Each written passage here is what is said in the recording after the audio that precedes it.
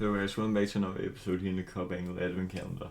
In today's episode, I'll be talking about how Liverpool throw away the winner away against Leeds here on the 6th of December. Because wow, that was horrendous. And now I'll come on to the talking points. Because obviously, how do we throw away a match like this? The game was 0-0 at half time. We scored twice in the first 5 minutes, or 2 times in 2 minutes after the first went in. Obviously, TK. Then they make a triple substitution in the 65th minute and make a double in the 68th minute. Then you probably think, okay, it just ends 2-0. But then we give a penalty away in the 73rd minute, and they scored 2 minutes after that also, now 2-2. And then we obviously go ahead 3-2. We all thought we maybe just might hold it from here, but no, obviously they scored the last minute from a corner, which we probably also could have avoided to concede. So we just can't hold still, because obviously this was probably the best attacking performance all season, apart from that Frankfurt match in which we won 5-1 probably. So I just have to say, why does Konate have to give away a penalty like that? You can see on the upper photo here that Wilfred Gnonto is probably like 1.5 meters away from being outside of the pitch. So why does he even tackle in that situation? He can't even reach the ball if he doesn't tackle it. Konate, the ball was going out, and then he simply just decides to make the tackle so they get a penalty and get closed into the match again. This is just another sign that we probably should bench Konate, because I actually don't understand why Arne Slot still starts him, because he hasn't played a single great game this season, Konate, maybe against Real Madrid or Villa, but that was just the other parts of the team that overshadowed him completely. But this match, I don't think it's on Arne Slot, because obviously it was very great game plan he came out with in the second half, in which he scored twice in the first 5 minutes, as I talked about. The first half wasn't that great, but it wasn't for Leeds either, so I think we could actually be quite accepted with a 0-0 at the break. It's obviously better than being behind. So obviously after scoring the first 2 goals in the second half, we probably hoped that we could hold this, but then Leeds did as they did against City in the last weekend, scored 2 quick goals, and on 2-2 we also do a City and scores a 3-2 against Leeds, but in this case Leeds just equalized a second time in the match against us and close at 3-3, which just is so stupid, because I didn't expect us to score the third goal after they scored twice, so I just hope that we could hold on, but that just wasn't the case today, or well, in this match. So I have to say wow to Hugo, because he was so great. 2 goals in 2 minutes, as I said, but the first goal here, he decides to shoot in the goalkeeper side, bottom corner, so that was just a very, very great finish. I wouldn't have expected him to shoot in that side of the goal, but he got the goal and it was so great. That was after the Leeds defense misplaced a pass in which he just could run in behind, but very clinical finish. I don't think a player like Darwin Núñez would have scored that last season or the seasons before that. Then the second goal is a bit more random. It's a cross, but he gets his foot on it first and it just slides in. It's a quite bad screenshot this, but that wasn't a great time to take a screenshot at this goal, so that was what it was, I guess. But he just gets his foot on it and then it just slides in. So at this point, probably everyone hoped that that we could hold home the win. But obviously they scored twice, but very, very great finish by Soboslai for the goal to 2-3 or 3-2 here. He shoots in the goalkeeper side again, so that's also a very risky finish, but he got it. A very clinical finish, I'd say.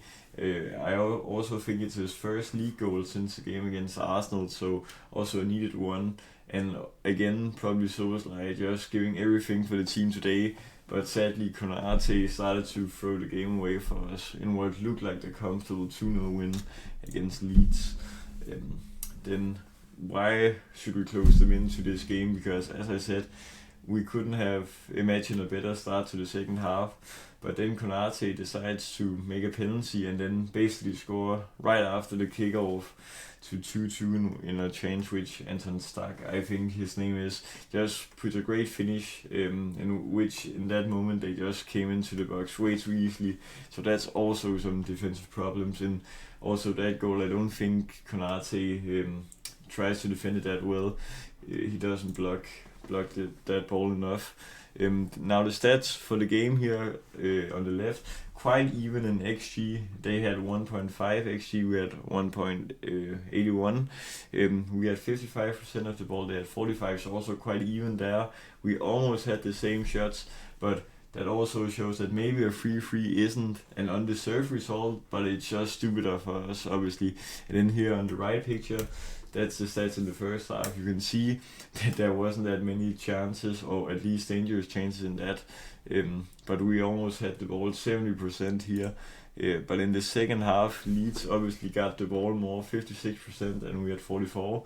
And almost even XG in the second half as well. So if you take into consideration just under 3 XG in the second half for both teams in total, but get 6 goals in that half, that's pretty amazing.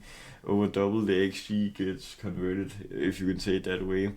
But we just shouldn't make those errors ever again. So now the next question is obviously, was it the right lineup from Arne? You can say that at least Etika and Soboslai, that they were perfect pretty much. And Van Dijk and Bradley were also great in my eyes. And Gravenberg too. I don't know what to say about Jones. He had an unlucky shot on the crossbar, but again, just Konate simply very bad. And Gakpo, he wasn't the best. He missed 1 or 2 great shooting opportunities, in which I hope he puts away next time, because we need it. But now obviously we also think that Salah on the bench for the 3rd time in a row, and the special thing about the 3rd time here is that he didn't even get subbed in from the bench. So I think that's very unusual, because especially when you take into consideration that he travels with Egypt to the AFCON here on the 15th of December. So he has a game against Inter here on the 9th of December and against Brighton on the 13th of December left before he travels. I don't know if he'll start either of those, but maybe we needed him instead of Gakpo today to bring that final clutch. But obviously, as I said, it was very great attacking display from the team in general. They move well for each other, but it's just sad when the defense blows it away, and in this case, Konate. So now is Arne Slot's job safe? I'd maybe give him a little more length to run on in this situation, because if we lost this game, then we probably want to sack him. But I think after the goals we can see today, it wasn't necessarily his fault, probably just Konate starting the downfall for us in this match. So I probably think it depends on the Inter game, because if, let's say, we lose with big margin in that game, then probably it's time to sack him. But if we can make a great underdog performance and win that game, then we all can believe in Arne Slot again, because we obviously have great players. He just needs to find the tactics, and also it's hard for him to make 10 out of 10 tactics when the team is throwing away probably at least 2 goals a game on average, because that's just so bad. We should find a solution. Now the table here, we are now 10 points behind Arsenal, and if we had won this match, then we had been tied with Chelsea on 4th place, but now we just stay pretty much mid-table, and with a win we also could have crawled 8 points behind Arsenal. Obviously I don't believe that we could catch them at that point either, but they lost against Villa on the same day here as we played against Leeds on the 6th of December, so I just think it's so stupid that we don't claw back the gap on the top 4, because if we keep on drawing points like this, then a lot of teams will overtake us. There are also a lot of teams on 22 and 21 points, and which could overtake us in the next couple of rounds if we don't start winning in a streak, if you could say that. But what to expect against Inter, I honestly don't know. I just saw that they won 4-0 against Como this weekend. So now, as of now, they're top of the Serie A as I'm recording this Saturday evening. But it will be such a tough game, and we'll obviously be underdogs traveling to Italy with a bad run of form, with 2 draws in a row in the league, but obviously 1 against West Ham. And now that we also lost 4-1 against PSV, then it will be a critical situation if we lose once again here, because then there's only 2 games left in Champions League group phase, one away against Marseille and one at home against Karabakh. So we probably need at least a point here if we want to get into the top 8. But again, we saw last season that PSG could win the Champions League while playing in the playoffs of the knockout stages. That means not finishing in the top 8, but in the spots from like 9th to 24 or 9th to 16. I don't remember how the table goes, but yeah. So yeah, guys, that was how we threw this game away against Leeds. I hope you enjoyed this episode and still enjoy the series. But yeah, guys, remember to like, subscribe, and share for all the fans. Till next time, peace.